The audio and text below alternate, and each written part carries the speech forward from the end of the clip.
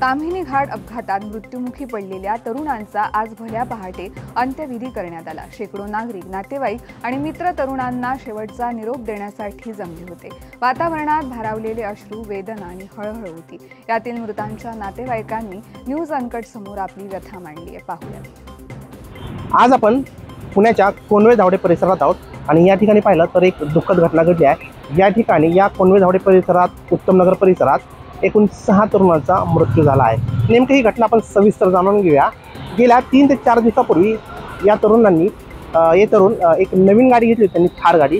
या थार गाडीमधून ते कोकणात फिरायला चालले होते आणि पाहायला गेलं तर ताम्हिणी घाटातून ते फिरायला चालले होते आणि एकंदरीत पाहायला गेलं तर रात्रीची वेळ होती आणि या वेळेत त्यांचा अंदाज चुकला आणि ते सरळ या ताम्हिणी घाटात 500 फूट खोल दरीत जाऊन त्यांचा ॲक्सिडेंट झाला। पाहायला गेलं तर आपल्या मित्रांचा संपर्क होत नाही, आपल्या घरच्यांचा संपर्क होत नाही। यानंतर त्याच्या मित्रांनी आणि त्यांचे जे घरचे आहेत यांनी या तरुणांशी संपर्क साधण्याचा प्रयत्न केला। त्यांचा शेवटचं लोकेशन ताम्हिणी घाट होतं आणि यानंतर पाहायला गेलं तर ताम्हिणी घाटात ड्रोन कॅमेराद्वारे व तिथं स्थानिक नागरिकांच्या मदतीने शोध कार्य घेण्यात आले आणि पाहायला गेलं तर बुधवारी पाहायला गेलं तर ही जी ॲक्सिडेंट झालेली थार गाडी आहे ती त्यांना सापडली आणि यानंतर त्या थार गाडीत 6 तरुणांचा मृतदेह सापडला। अतिशय धक्कादायक बाब पुढे समोर आली। यानंतर या तरुणांना तिथून बाहेर काढण्यात आलं। एक ऑपरेशन या ठिकाणी राबवण्यात आलं आणि स्थानिकांची मदत यावेळेस घेण्यात आली। आता पाहायला गेलं तर आपण याच कोनवे धावडे या परिसरात आहोत आणि आपल्यासोबत या एक कोळी आजी आहेत, ज्या त्या मृत मुलाच्या आजी आहेत। आपण नेमकं सविस्तर त्यांच्याकडून जाणून घेऊया। तिकून आली, खुरपून कामावून इथून पिशवी घेऊन चालला होता। मी म्हणलं, पापू कुठं चालला रे बाळा? म्हणला, मी जिमला चाललो आजी। नाही रे बाबा, एवढा उशीर जिमला कसं जातो तू? म्हणला, नाही मी जिमला चाललो। मला वाटलं ते कामाला सकाळी जात आहे म्हणून गेला असेल जिमला, म्हणून मी बी गप्प बसली,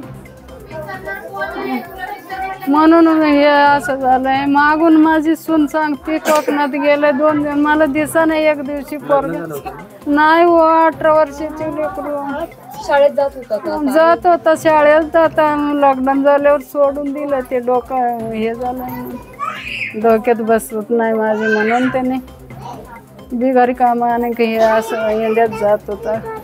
घरची परिस्थिती काय आहे? हे आज घरची परिस्थिती काय, आम्ही नोकरी नाही चाकरी नाही, काय शेतात काम करून खाणार आहे। कुटुंबासाठी किती मोठा धक्का आहे आता काय करावं सांगा? आता धक्का मस आहे। त्याने कमवून देणार करणार म्हणून बाप बी उडी मारत होता, आम्ही बी मारत होता। आता गेलं काय करायचं सांगा? नाही दुसरं आहे, ते शाळा जात आहे। एक आहे, एक पोरगी आहे। सरकारला काय मागणी आहे? आता त्यांची काय म्हणत येत आहे ते देते, ते मग बघून मग काय मागणी आम्ही मागायची सांगा?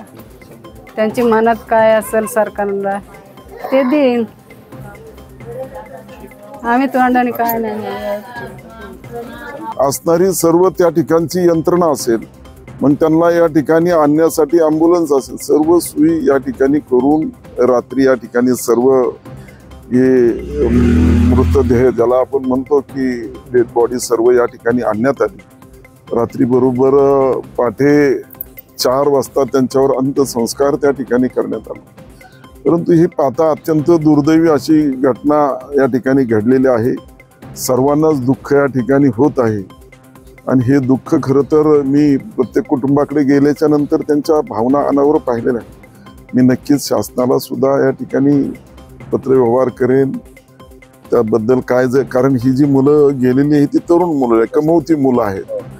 सरकारच्या वतीने काय यांना देता येईल का काही मुख्यमंत्री सहायता निधीमधून, त्याचा प्रयत्न मी या ठिकाणी